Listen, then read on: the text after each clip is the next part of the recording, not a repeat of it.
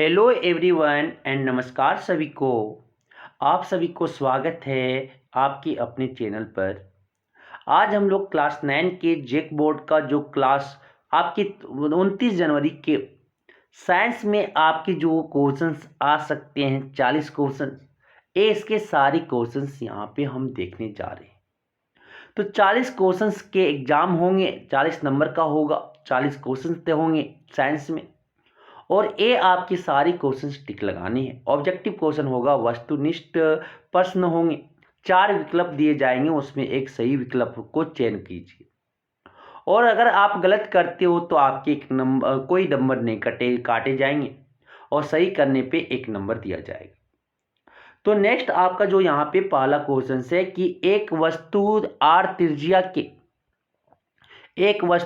त्रिज्या के वृत्ताकार पथ में घूम रही है। आधे वृत्त के बाद उसका विस्थापन क्या होगा? आधे वृत्त के बाद उसका विस्थापन क्या होगा? विस्थापन और डिस्प्लेसमेंट, विस्थापन क्या होता है? दो पॉइंट का, दो बिंदु का वे आपकी असमूल्य सबसे कम दूरी। तो ये आपके से एक सर्कल है, सर्कल में क्या हो रहा है कि आधा डिस्टेंस वो चल रहे हैं सर। वो क्या आधा डिस्टेंस चल रहा, तो आधा डिस्टेंस के बाद जो इसका दूरी होगा वो विस्थापन क्या होगा? 2r होगा, 2r। क्या हो जाएंगे? ऑप्शन सी हो जाएंगे सर, 1 का ऑप्शन सी हो जाएगा। नेक्स्ट जो क्वेश्चन से आपकी समझिएगा कि वेग में प्रति सेकेंड की दर कहलाती है। The rate of change of velocity पर सेकेंड इज नोन एज, क्या कहते हैं उसे? त्वरण कहते हैं सर। ऑप्शन डी हो जाएगा, क्या हो जाएगा? एक्सेलरेशन हो जाएंगे। The rate of change of velocity पर second is known as acceleration. वेग में प्रति सेकेंड क्या कहते हैं? वेग मतलब वेलोसिटी, वेग प्रति सेकेंड क्या कहते हैं? परिवर्तन की दर को त्वरण कहते हैं। ऑप्शन डी हो जाएंगे। नेक्स्ट क्वेश्चन बोला जाता है, निम्न में से किसकी एसआई इकाई मीटर पर सेकेंड स्क्वायर है? त्वरण का, एक्सेलरेशन। मीटर पर सेकेंड किसका है? त्वरण। एक्सेलरेशन का ऑप्शन क्या हो जाएंगे? बी हो जाएंगे सर। नेक्स्ट क्वेश्चन, दूरी समय ग्राफ का ढलान किसका मान बताता है? दूरी समय, टाइम और डिस्टेंस, जो ढलान है वो क्या बताता है? क्या स्लोप क्या बताता है? ढलान क्या बताता है? तो क्या बताते हैं सर? क्या बताते हैं? वेग बताते हैं, वेग बताते हैं, वेलोसिटी का बताते हैं। आपकी क्या कहते हो? डिस्टेंस बटा टाइम, वही तो स्लोप है सर, वही तो स्लोप है। डिस्टेंस बटा टाइम आपके दूरी बटा समय। तो क्या बताता है? ढलान उसका वेलोसिटी, वेग बताता है। ठीक है। नेक्स्ट क्वेश्चन, न्यूटन का गति का प्रथम नियम किसकी परिभाषा मिलती है? तो which law is known as law of inertia? कौन लॉ ऑफ इनर्शिया बताता है? न्यूटन का गति का प्रथम नियम, तो आपके जो option Newton first law, option D B तो इनर्शिया जड़ता, क्या हो जाएंगे? ऑप्शन ए हो जाएंगे। 5 का ऑप्शन ए हो जाएगा सर, 5 का ऑप्शन ए हो जाएंगे। तो आपके लॉ ऑफ इनर्शिया नहीं होना चाहिएगा, Newton first law of motion. तो law of inertia is also known as first law of motion हो जाएंगे। और यहाँ पे क्या हो जाएगा? न्यूटन का गति का प्रथम नियम जड़त्व हो जाएंगे। ऑप्शन ए हो जाएंगे सर। नेक्स्ट क्वेश्चन जो है क्वेश्चन 6, किसी पिंड का जड़त्व निर्भर करता है। तो पिंड का जो है, किसी पिंड या inertia of body depends upon, तो इनर्शिया ऑफ बॉडी किस पे डिपेंड करता है? वो आपके मास ऑफ द बॉडी पे, कितना उसका मास है। वस्तु का द्रव्यमान पे क्या करता है? इनर्शिया आपकी जड़त्व जो है वो डिपेंड करती है। क्या हो जाएंगे? ऑप्शन बी हो जाएंगे sir. Next question number 7, Newton का गति का कौन सा नियम बल की परिभाषा देता है? न्यूटन का गति का कौन सा नियम जो है बल की परिभाषा देता है? क्या हो जाएंगे? ऑप्शन बी, न्यूटन की गति का दूसरा नियम जो है बल की, फोर्स की। तो which Newton's law of motion give the definition of force? Newton second law of motion क्या बताता है? F equal to M. M क्या है? मास है। ए क्या है? एक्सेलरेशन है। एम क्या है? द्रव्यमान है। ए क्या है? त्वरण है। नेक्स्ट आपके जो क्वेश्चन है, नेक्स्ट जो आपके क्वेश्चन है, नेक्स्ट क्वेश्चन 8, 10 मीटर पर सेकंड की गति से चलने वाले 0.5 किलोग्राम द्रव्यमान वाले पिंड का स्विंग क्या होगा? मोमेंटम क्या होगा? स्विंग निकालना है मतलब मोमेंटम, तो मोमेंटम स्विंग बराबर होता है द्रव्यमान इंटू वेग। तो आपके द्रव्यमान कितना है सर? 0.5 और आपके वेग कितना है? 10 है। तो 0.5 इंटू 10 करेंगे तो कितना आ जाएगा? 5 आ जाएगा। 5 kg मीटर पर सेकेंड स्क्वायर हो जाएंगे। क्या दिखा? कोई दिखा? ऑप्शन बी हो जाएंगे सर। ऑप्शन 8 का ऑप्शन बी हो जाएंगे। स्विंग का फॉर्मूला आप याद रखिएगा, द्रव्यमान गुने आपका वेग। क्या हो जाएंगे? ऑप्शन 8 का ऑप्शन बी हो जाएगा। Momentum equal to mass into velocity. Option आपका 8 का ऑप्शन बी हो जाएंगे सर। 8 का ऑप्शन आपके क्या हो जाएंगे? बी हो जाएंगे। गलत तो ऑप्शन दिया हुआ है, ठीक है। आपके क्या हो जाएंगे? 5 kg पर मीटर स्क्वायर हो जाएगा। क्या हो जाएगा? 5 kg पर मीटर सेकेंड। पर स्क्वायर भी गलत दिया हुआ, स्विंग निकालने बोला है, सेकेंड पर सेकेंड होता है। क्या होता है? 5 kg मीटर पर सेकेंड होता है बच्चा। स्विंग का फॉर्मूला ऐसा यूनिट याद रखिएगा, क्योंकि मास या द्रव्यमान क्या होता है? केजी, और वेग का क्या होता है? मीटर पर सेकेंड। क्या हो जाएगा? केजी मीटर पर सेकेंड हो जाएंगे। क्या हो जाएंगे? ऑप्शन बी होगा इसका सही जवाब। क्या हो जाएंगे? ऑप्शन बी हो जाएंगे सर। 8 का ऑप्शन बी हो जाएगा। नेक्स्ट जो क्वेश्चन से बोला जाता है क्या? जब कोई बस विराम में से चलती है तो अचानक उस पर खड़ी यात्री बस में पीछे की ओर झुक जाती है। एक किस नियम का उदाहरण है? न्यूटन का गति का प्रथम नियम, न्यूटन की गति का दूसरा नियम, न्यूटन की गति का तीसरा नियम, इनमें से कोई नहीं।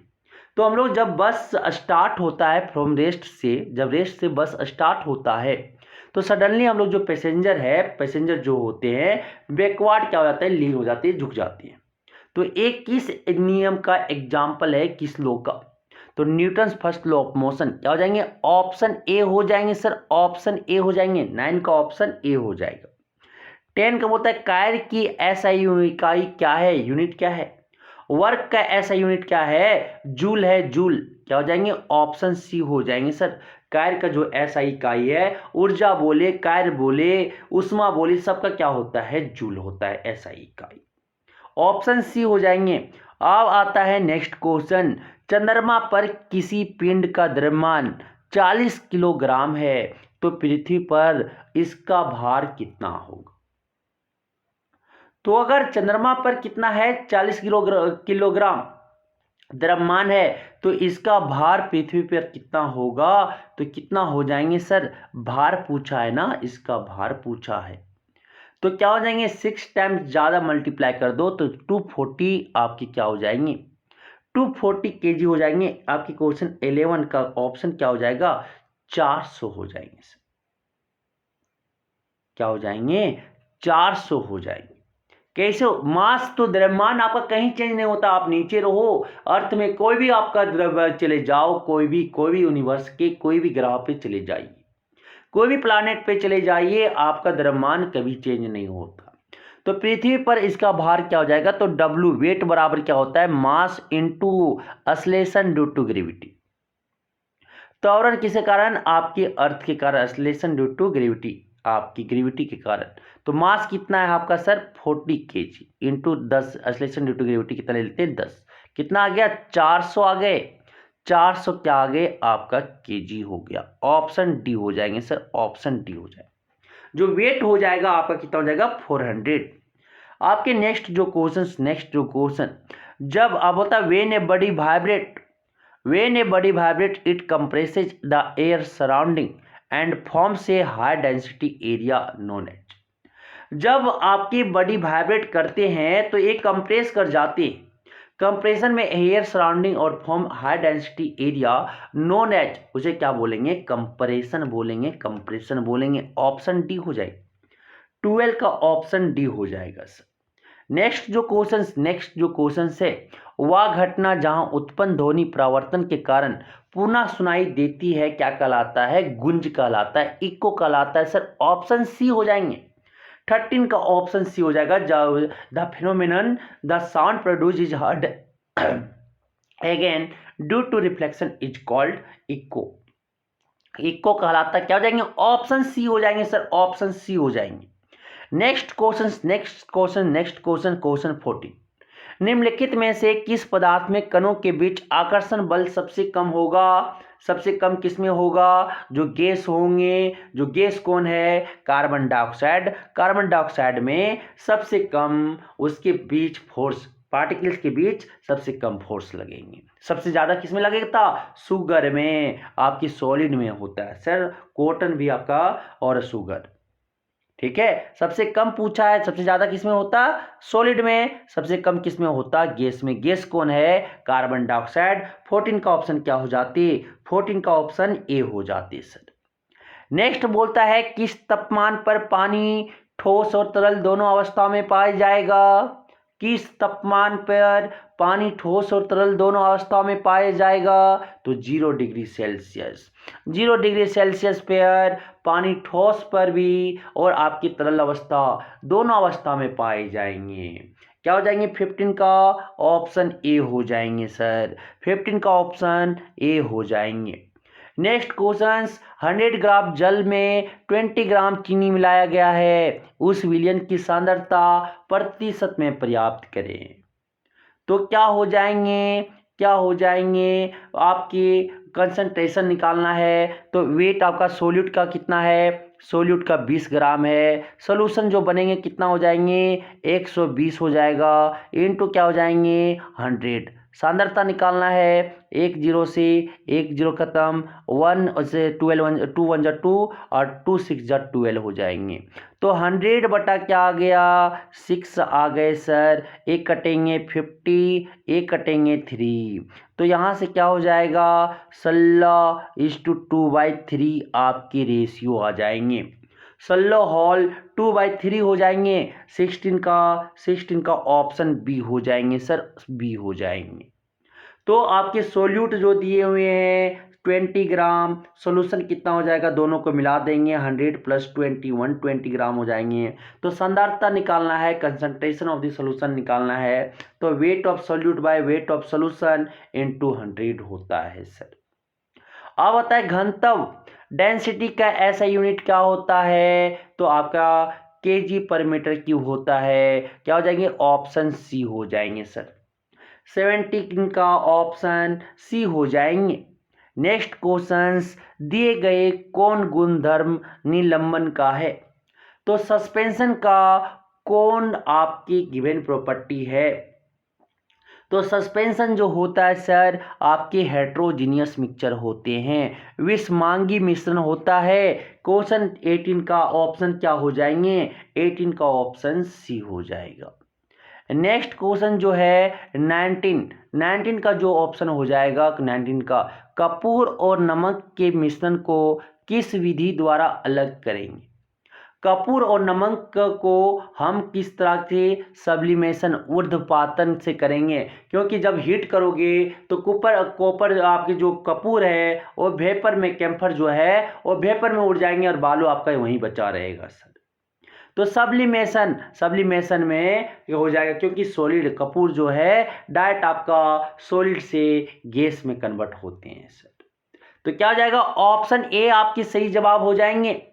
नेक्स्ट क्वेश्चन, द्रव्यमान mass number equal to atomic mass equal to क्या होता है? Number of proton plus neutron. क्या हो जाएंगे? ऑप्शन बी हो जाएंगे सर, 20 का ऑप्शन बी हो जाएगा, 20 का ऑप्शन बी हो जाएंगे।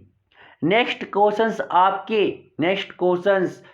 क्वेश्चंस आपका बोला जाता है NH3 का आणविक द्रव्यमान क्या होगा? तो नाइट्रोजन का कितना होता है? आपके 14 प्लस कितना हो जाएगा? 3। 14 + 3 कितना हो जाते हैं? 17 यूनिट। कोई दिखा सर? ऑप्शन डी दिखा, क्योंकि आपके एन का एटॉमिक मास कितना होता है? परमाणु द्रव्यमान 14, और कितने आपके हाइड्रोजन है? 3 और एक का कितना होता है? आपका 1 होता है। एक हाइड्रोजन का एटॉमिक मास कितना होता है? 1। 3 × 1 कितना हो गया? 3 + 14 कितना हो जाएगा? 17 यूनिट यूनिफाइड मास। क्या हो जाएंगे? 21 का ऑप्शन क्या हो जाएंगे? डी हो जाएंगे सर। नेक्स्ट क्वेश्चन 22, बोलता है what is the law constant of constant proportion और लॉ ऑफ डेफिनिट प्रोपोर्शन। तो आपके क्या होते हैं कि इन कोई भी केमिकल सब्सटेंस में element are always present in definite proportion by mass. जैसे आप पानी मान लो, पानी को कहीं से भी उठा के ले आओ, ये 1:8 में बना हुआ है। मतलब कि 1 ग्राम अगर आपका हाइड्रोजन मिलाया गया है तो आपका 8 ग्राम आपका ऑक्सीजन मिलाया गया है, तो ये क्या बने हैं, आपका जल बने हैं। तो in a chemical substance the element are always, जो आपके प्रेजेंट होते हैं डेफिनिट प्रोपोर्शन में, मास के द्वारा डेफिनिट प्रोपोर्शन में प्रेजेंट होता है। क्या हो जाएंगे, ऑप्शन बी हो जाएंगे। 22 का ऑप्शन बी हो जाएंगे सर, ऑप्शन बी हो जाएंगे। नेक्स्ट क्वेश्चन, निम्नलिखित में से कौन 36 ग्राम जल का सही प्रतिनिधित्व करता है। तो यहाँ पे आपके जो है 30 विच ऑफ द फ्लोइंग 36 ग्राम, तो ये आपके अब H2 कितना ग्राम होता है, H2 कितना ग्राम होता है आपका, H 2 हाइड्रोजन 2 प्लस 16 कितना हो गया 18 ग्राम। तो क्या होता है मोल बराबर, देखिएगा 18 ग्राम में कितना होता है सर, 1 मोल होता है। 1 ग्राम में कितना होगा, 1/18 1/18 होंगे। तो अगर आपके 36 ग्राम में कितने हो जाएंगे, 36 ग्राम जल में 1/18 इंटू क्या हो जाएंगे 36, तो 18 दूनी कितना हो जाएगा 36 हो जाएगा। तो 2 मोल ऑफ वाटर क्या हो जाएंगे, ऑप्शन ए हो जाएंगे। 23 का ऑप्शन ए हो जाएगा सर। नेक्स्ट बोला जाता है 24 में क्वेश्चन है, न्यूटन पर डेश आवेश रहता है। न्यूट्रॉन पर कितना आवेश रहता है, तो न्यूट्रॉन जो है आपके न्यूट्रल होते हैं, आपके उदासीन होते हैं, कोई चार्ज उस पर आवेश नहीं रहता। क्या हो जाएंगे, नहीं रहता कोई, तो 0 हो जाएंगे। 24 का ऑप्शन बी हो जाएंगे सर, 24 का ऑप्शन बी हो जाएंगे। नेक्स्ट क्वेश्चन बोला जाता है, what is an alpha particle. Alpha particle जो होते हैं पॉजिटिवली चार्ज हीलियम एटम होता है। क्या होता है, positively charge helium atom, 2 electron को निकाल दो, जो बचे वो आपका क्या है, पॉजिटिवली चार्ज हीलियम। क्या हो जाएंगे, ऑप्शन डी। 25 का ऑप्शन डी हो जाएंगे सर, धनावेशित हीलियम परमाणु हो जाएंगे। नेक्स्ट क्वेश्चन 26, किसी तत्व के समस्थानिकों के द्रव्यमान में अंतर डेश की भिन्न संख्या के कारण होता है। The difference of mass of isotopes of an element due to the different number of क्या, न्यूट्रॉन।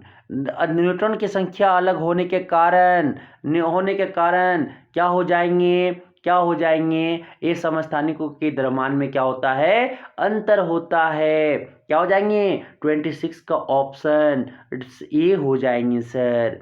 क्या हो जाएंगे, ऑप्शन ए हो जाएंगे। न्यूट्रॉन के कारण मास के, आइसोटॉप्स के मास में डिफरेंस पाया जाता है। नेक्स्ट क्वेश्चन 27, कोशिका भित्ति बनी होती है, सेल वॉल किसका बना रहता है सर। सेल वॉल किसका बना रहता है, सेलुलोज का। किसका बना होता है, सेलुलोज, ऑप्शन सी हो जाएंगे सर। सेल वॉल किसके बने रहते हैं, सेलुलोज का।